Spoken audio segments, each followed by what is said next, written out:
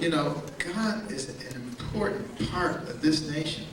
And for the sake of political correctness and making everybody feel comfortable throwing him out, we are throwing the wrong people out. I got to tell you something. Think about the founding of this nation. A bunch of ragtag militiamen against the mightiest empire in the world. The ragtag militiamen won. Think maybe they might have had a little help?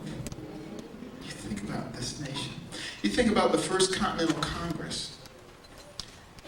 The nation about, the young nation about to be torn apart because the things that were important to the small states were not the things that were important to the big states. And they were about to riot, and Benjamin Franklin said, "Gentlemen, stop. Let's get down on our knees and let's ask God to give us wisdom."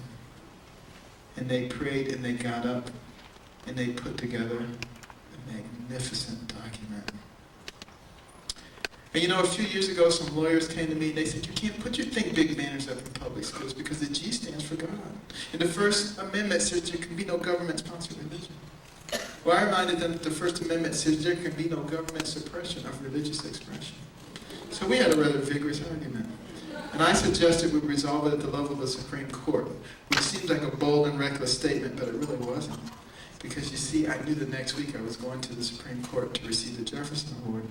So I figured I would ask while I was there, and I did. And Justice Sandra Day O'Connor said that they were nuts. They had no idea what the Constitution said and what you could do. Of course you could put it up. And people who say silly stuff like that, I wonder if they understand anything. I wonder if they understand history.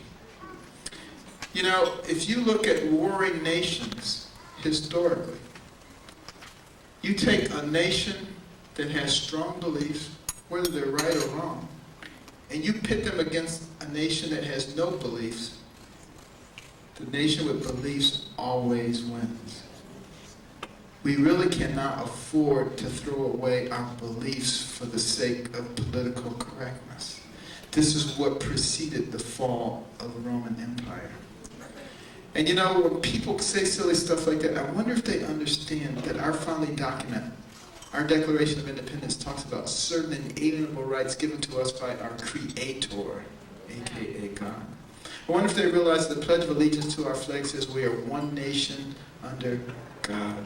I wonder if they realize that most courtrooms in the land on the wall it says, "In God we trust." I wonder if they realize that every coin in their pocket, every bill in their wallet says, "In God we trust." So if it's in our founding documents, it's in our pledges, it's in our courts, and it's on our money, but we're not supposed to talk about it, what in the world is that? In medicine, it's called schizophrenia. Doesn't that explain a lot of what's going on in our nation today? And we need to make it perfectly clear that it's okay to live by godly principles of loving your fellow man, of caring about your neighbor, of developing your God-given talents to the utmost so that you become valuable to the people around you, of having values and principles that govern your life. And if we do that, not only will we remain a pinnacle nation, but we will truly be one nation under God, indivisible, with liberty and justice for all. Thank you very much.